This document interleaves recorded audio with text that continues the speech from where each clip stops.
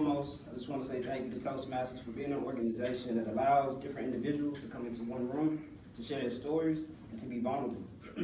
I believe that those are the two ways we can not only inspire those around us, but also impact the world. So again, I just say thank you, first and foremost, and thank you for allowing me the opportunity to speak. There's a quote by Steve Jobs, and it says, "The people who are crazy enough to think that they can change the world are the ones who usually do." And hearing this quote, I'm reminded of a night, it was a Saturday night. My friend and I met at my place to practice tabletop questions. Like, out of all the things that we could be doing on a Saturday, we practice tabletop questions. It sounds crazy, but see, on this night, there were two questions that I was asked that not only changed my perspective, but two questions that I now hold close to me as I journey through life each and every day. The first question that I was asked was, "Jalan, what's your greatest strength?" And see, this question, I had it in my back pocket. I practiced it in college, so I was ready. My greatest strength was my desire to be perfect in all things that I did. No matter the job, no matter the task, I would be perfect. That was my answer a few years back. If you ask me today what's my greatest strength, I would tell you it's believing in myself. See, growing up, there was always something about me that I believed in, and I don't know where it came from, but it was something about me that I just believed in. See, I believed that despite my circumstances and being from a small town and my exposure being limited, I would one day be the biggest inspiration, not only to my hometown, but to the world.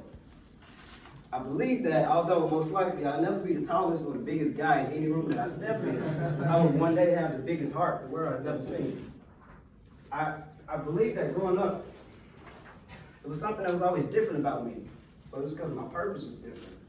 And anything that's different, of course, is uncomfortable. I didn't like it. I actually hated it. But it was still something in me that believed. Like, I'll never forget, it was a Wednesday night. I just left church and I'm at Burger King, and I'm in the drive-thru. And I look to the right and I see a homeless man.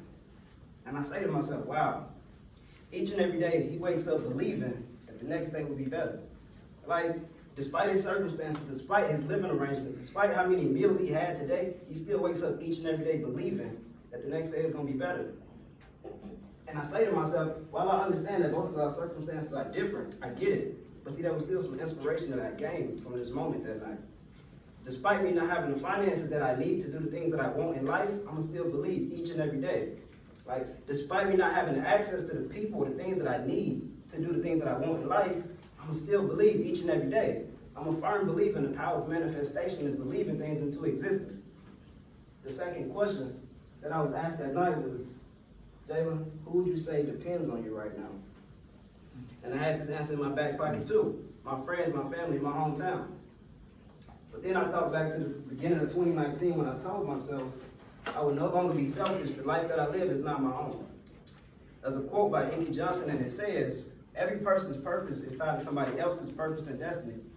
So if I had to answer the question of who depends on me, I would say the world depends on me. And I love to share the story with people of how I got to that answer. It was summer 2016, it was July, that was the month. My mentor asked me two questions. "Jalan, what's your passion?" I told him I like shoes. Give me some money, I'm buying some shoes. He said, "Okay, how can you take your passion and give it back to the world?"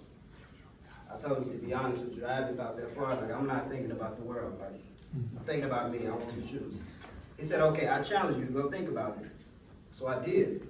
And I came up with this bright idea to do a shoe drive. So I reached out to some family, friends, and even some people from my home church to all come together to help me plan and create this vision for the shoe drive that I wanted to do in my hometown. One of the best, like, this event, me doing this was one of the best feelings ever. In this past Christmas break, I had the chance to go back home to see those same friends, family members, and even people from my church. But there was this one lady from church. She would always ask my parents, "When is Jalan coming home? And when he does, can you tell him to come see me?" So before I came back to Austin, I made it a point to go visit. And man, like, I wish everybody would, like, I wish you all could have seen the smile that was on her face. She was so happy seeing me. And in that conversation, she told me two things. "Jalan, I love you so much. I never told you that, but I love you." And I said, "I love you too." She then said, "Jalan, I never told you this neither, but when my son died, I was in a very bad place." But see, oftentimes I believe that God sends us people to get us out of those bad places, and that person for me was you. When I saw you doing the shoe drive and giving shoes back to those that didn't have any, I not only fell in love with you because you're always giving back to others and you're always thinking about everybody else. I fell in love with you because you reminded me of my son. And at that moment, I was emotional. Like, I'm a Cancer, so wow. I really didn't know how to feel. In my head, all I remember was me saying, I'm 23. I can impact somebody like this? And the answer is yes.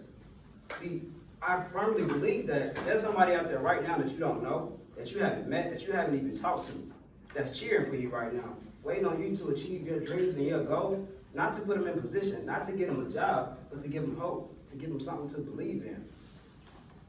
So, as I leave today, I really want to throw this out, and I want to challenge everybody right now. I want everybody to think about your last day here on earth. I want you to create a list of words that you want associated with your name.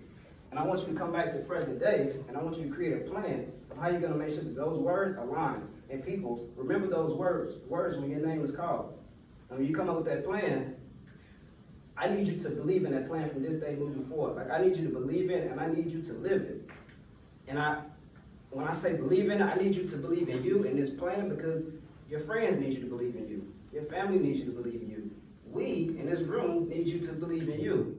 But most importantly, the world needs you to believe in you. That's my time.